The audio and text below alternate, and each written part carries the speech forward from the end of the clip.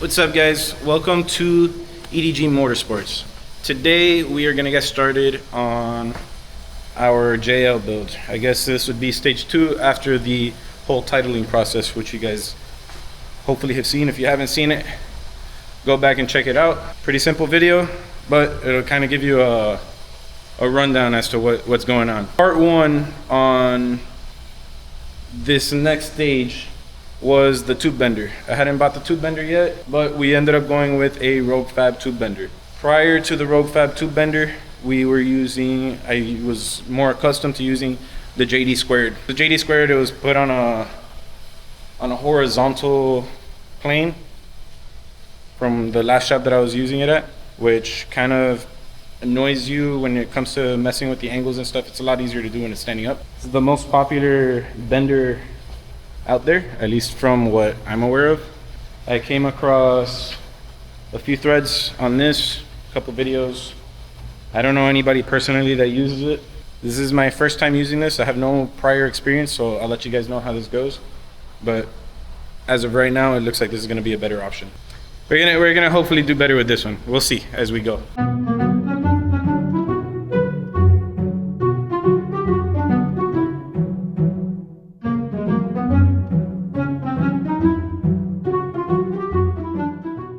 You might have seen in the back, parts have started to arrive for the JL. Oh, we're putting 42s on the JL, no shit. Okay, we got some 42 Baja Bosses. They are 42, 1350, 17 Baja Bosses. These are just the regulars, these aren't the stickies. We should be looking at getting some stickies probably the beginning of this next year. We got the 42s, we got some axles, and the rest of the parts are getting here. First step is gonna be tear down and figuring out what we're doing. I have an idea. I've had the Jeep sitting on the lift for what, a week, 2 weeks while we were doing all the axle swap and all that. So kind of have a plan in my head. We'll see. Usually the plans don't really go according to plan, but we'll see where it takes us. I gotta stick all of the stuff that I stole from Jess's JL back in her car. So the seats, the 2 seat belts, airbag. I snatched her rear bumper too. The one that we had on there before was the prototype, and it kind of warped a little bit, so I was having a hard time putting it on and didn't feel like fighting it anymore, so I just took off Jess's. Gonna get all that swapped over, and then I'll bring you along for the rest of this assembly.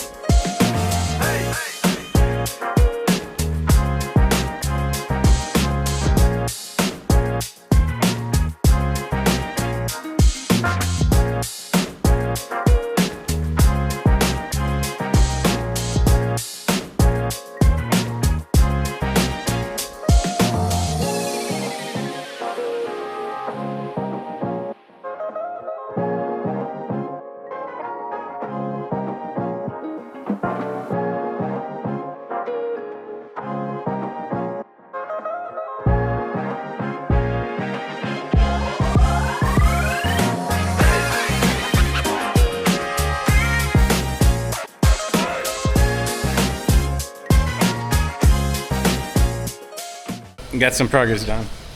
Patrick helped me drop the front. Matthew helped me drop the rear. There's Patrick. We also got the gas tank out of the way, cross member to take out the gas tank. And now we're heading to uncharted territories. Battery removal. This is the 48 volt for the eTorque. There's no real information online on people deleting these, relocating these. When I bought this Jeep through Copart, I thought it was not going to be an eTorque, but Surprise. There's wires coming out of these hoses. Yeah, it's like a sheathing. Yeah, that's what I figured, but it's wild. But yeah, it goes over the top of the transmission all the way to the into the engine bay. You think we could take the wires out of the sheathing? I don't know. We got to figure that out. Honestly, I think figuring out this system might take us longer than figuring out the actual suspension. We're gonna do 4 links, so the brackets kind of need to go like that, which that's gonna be in the way of. Big time. Unless, you know, we set up the crossover here and we give like a crazy stretch behind the bumper. Rear tire here? Yeah, no. Straight approach angle. Straight, that's like, we're getting into the positives. We could climb undercuts backwards. We're gonna put you back on a time lapse of hopefully not us getting electrocuted by the 48 volt. That's what scares me.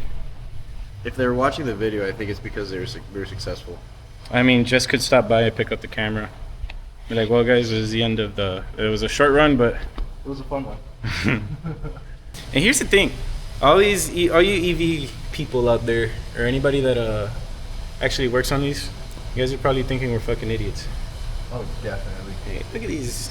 I think it's such a simple thing. Yeah, I don't know why they're so scared and blah blah blah. Battery with cooling to it. This is 2 times the voltages that I'm normally used to. Okay, I didn't even want to run my 220 here at the shop, so bear with us.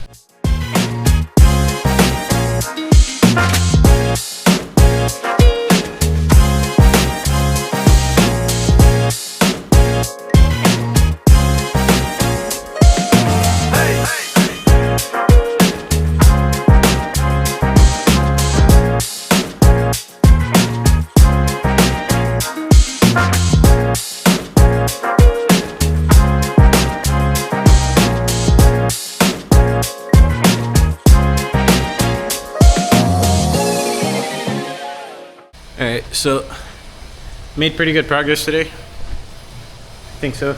I agree.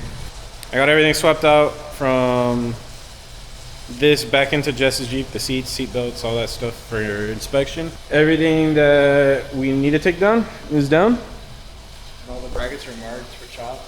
Yeah, so I think tomorrow will be a really good cutting day. A lot of cutting, a lot of sweeping. Yeah, all the factory control arm brackets, track bar brackets, bump stop cans, the shock towers, all that shit has to go. And then after that, I think we gotta chase those, the power wire. We didn't even show you. This is the eTorque, or the battery for the eTorque. Not exactly sure how this works, but those are the power ground, I believe. That big ass plug right there. And then they go routed into these tubes. Yeah. So we're gonna see if we can fish the wires out of these tubes so we can reroute it into the front of the car.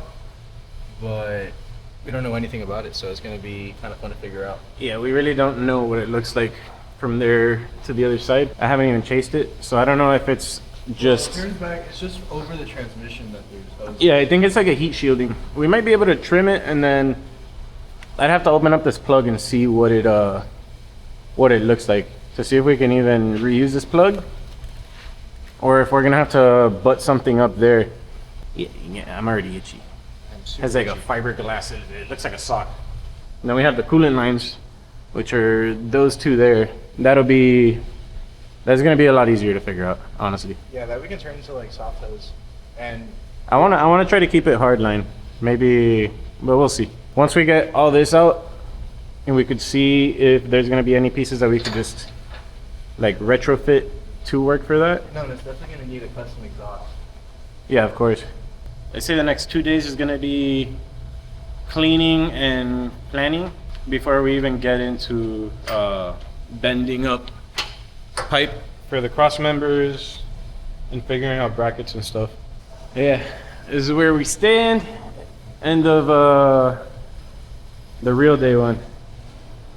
Patrick putting the Harbor Freight plasma cutter to work. I can't see crap. Yeah, he's still getting used to the cutting, so he's being a little bit more reserved. Is that the word? I guess you could say a little more conservative. I don't want Conservative. Yeah, I conservative. just want to get greedy cuts. with it and then chop into the frame. So I'd rather spend more time cleaning than spend more time filling in what I cut And then cleaning again. and then cleaning again. I've used other Harbor Freight plasma cutters, and the Lincoln. The Lincoln's obviously much nicer, but we just went and picked this up now. But we're making it happen. It's better than sitting here with a couple cut-offs. Yeah. I think we probably would have spent as much as we did on the plasma cutter than the same we would have spent as on discs and freaking blades and all that crap. Nah, not as much, but it's better. It's better for the soul. Patrick did some cutting. Got like I guess like the bigger chunks out of it besides this side. While he was doing that, I went ahead and disconnected and moved over all of the connections that we have down here. Transfer case module, more plugs. This is the big body harness plug that goes back up there. Disconnected the majority of the evap system, which we're gonna be trying to close the loop, get rid of any lights. Hopefully all of that's gonna be gone. I don't think we need any of that, but there are a lot more sensors on these JLs than the JKs. If we do, I'll try to cut around it or find a way around it. If we don't, great. I also moved all of the coolant lines that were from the battery. They are there. I did 2 cuts there at the top because of spacing, so I could do that without having to take off all the pump and stuff, because that pump is going to be easier to take out that way rather than take off the whole line system this way. As of right now, the only thing that's holding that up there is the pump and that line there. If you haven't noticed, there's also something else missing here. Steering box is gone. All the power steering lines are out. So the whole power steering system is out, with the exception of the fluid reservoir, which is that little canister up there, which will come out with the pump. I don't know if it's going to interfere with the coilover tower. It shouldn't. I think we'll be somewhere in this area. We're not stretching the front too much, but either way, the new pump that I'm going to use should go there also. We're doing full hydro on this, but this being the hybrid or the eTorque model, we get complicated because PSC doesn't make a pump or a belt driven pump for this. So I'm going to try to do the electronic steering or the electronic power steering pump, which I talked to PSC. They don't really know if that's going to work with the full hydro. Judging by the pressure that the electronic steering pump pumps out, it should be enough for what the orbital requires. The orbital valve being for the full hydro, for those of you that don't know. So we'll take a deeper dive into that when we get there. But prep work is pretty much done, or I guess prep work for the cutting, which is another prep. I'm gonna do a little bit more cleaning, maybe some more cutting, and call it a day. Just finished getting all this out. So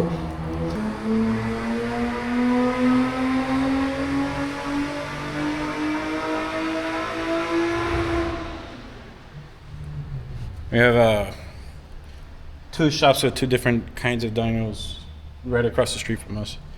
So I haven't looked up the part numbers yet, but I'm assuming that this is one pump, and I think that right there is a second pump. But like I said, there's no information online, so I'd have to go off of like dealer diagrams, and then even then, if you ask anybody at the dealer, they don't really know unless you're looking at part numbers. That one I want to move somewhere else so that it's not exactly where the tower is, because it would bolt up right here. It's like half the bracket. This is the other half, and then it would just something like that. I need to clear up as much space as I can here, and I also need to get rid of some stuff up here. Luckily, this empty tank right here is the reservoir for that. But let me know if any of you guys have messed with the 48 volt batteries and the coolant system in them. Nobody that I know has messed with them yet, so it'll be cool to get some kind of information rather than the zero information that there is on the forums and shit. So the plan is this battery, I have no problem, that Optima, that yellow top, got it from Premier Batteries, shout out Robert. I have no problem running that gel battery inside the car, and I'm gonna run it on top of one of the wheel wells, so I later on, or just in front of one of the wheel wells right behind the seat. That's gonna be easier to run. I just have to run power and ground, and then run a bus bar inside the car, versus having to run all the coolant and stuff inside. Edge Motorsports. Good, how's it going? What's up, y'all? It's Patrick, and right now I just finished using the plasma cutter on all the bracketry. I just got all the big chunks off so that way I could go back in with the Sawzall, angle grinder, and flap disc and get it all nice and purdied up. So this is kind of like the finish that we have on most of the bracketry, similar to that.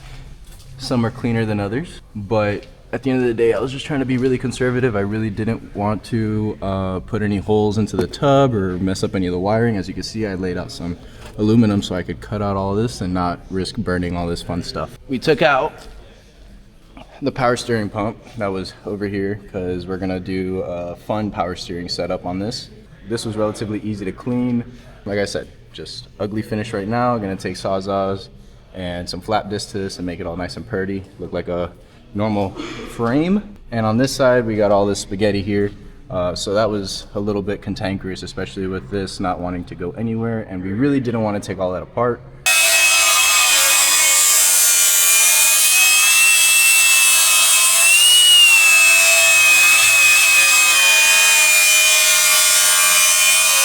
And I would say after about an hour of eating sparks, this is what we want.